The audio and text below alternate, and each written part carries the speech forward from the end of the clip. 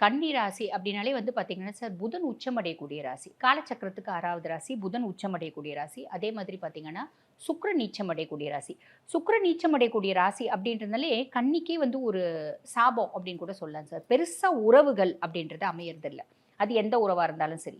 பெரும்பாலும் உறவு அமையறதில்ல. இதுல லவ் வந்து பாருங்க, இவங்க மேஷத்தையோ, விருச்சிகத்தையோ இந்த செவ்வாய் ஆதிக்கம் பெற்ற பெர்சனாலிட்டீஸ லவ் பண்ணாங்க அப்படின்னா, அது சாலிடா பிரேக்கப் நோக்கி போயிடும். இல்ல இவங்க வந்து பார்த்தீங்கன்னா சார், ரொம்ப பொலைட்டா இருப்பாங்க. ரொம்ப ஹம்பிளா இருப்பாங்க. புதன் ஆதிக்கம் பெற்ற மிதுனம், மிதுனத்திலயும் புதன் ஆதிக்கம், கன்னியிலயும் வந்து புதன் உச்சம். ஆனா, அங்க மிதுனம் வந்து ஓவரா ஆக்டிவா இருக்கும். இது வந்து ரொம்ப பொலைட்டா இருக்கும். ரொம்ப சாஃப்ட்டா, ரொம்ப ஹம்பிளா, ரொம்ப டீசென்ட்டா, வெரி குட் அப்சர்வர்ஸ் அப்படின்னு கூட சொல்லலாம் கன்னிய பொறுத்தவரைக்கும். நெறைய பேச மாட்டாங்க. ஆனா, பேசுனா நச்சுன்னு நங்கூரம் போட்ட மாரி பேசுவாங்க. ஒரு விஷயம் ஏதாவது நம்ம குடுக்குறோம் அப்படின்னு வச்சுக்கோங்களேன், அதனோட நதி மூலம், ரிஷி மூலம் ஆராய்ஞ்சு அதுக்கான பலன குடுக்கக்கூடியவங்க. பிரெய்னீஸ் யாரு அப்படின்னா இந்த கன்னிய சொல்லலாம்.